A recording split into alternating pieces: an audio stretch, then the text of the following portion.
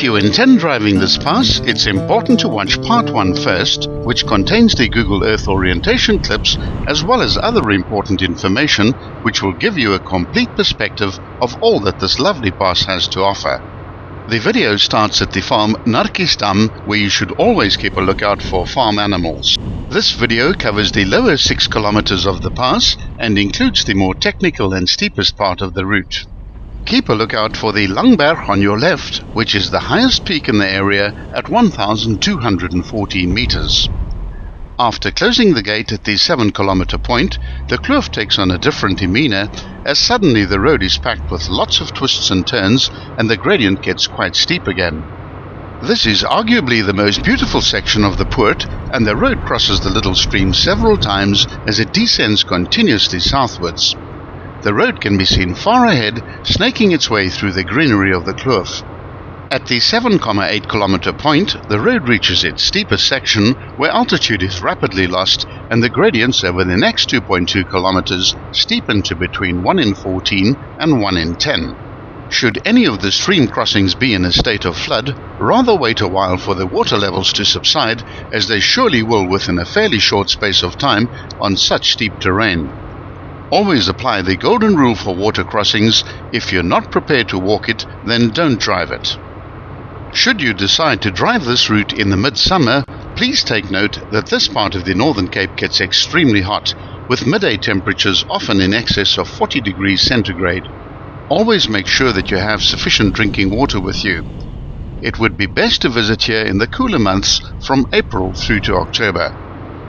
In 1845, the nearby town of Garies sprang up on land given to the Dutch Reformed Church by the owner of the farm, Goedverwachting. Originally named after the farm, its present name, a Khoisan word meaning couch grass, was given to it by the former Cape Premier, John X. Merriman. A flood of tourist visitors descend here during the flower season, and the Garies Municipal Tourist Hall stocks everything but the kitchen sink. A must-see when in this area is Die Letterklip, which translates into the letter stone. A road from Garies leads northwest to the Letterklip formations.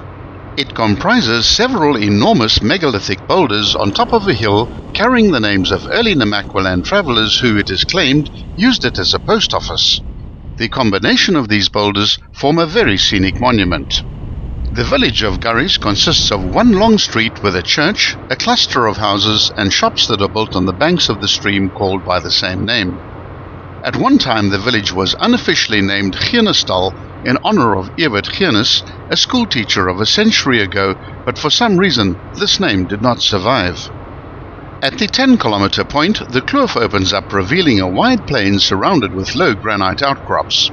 Here the gradient eases right off to around 1 in 35, and the going is easy as the road meanders along a sandy plain on the western side of the stream.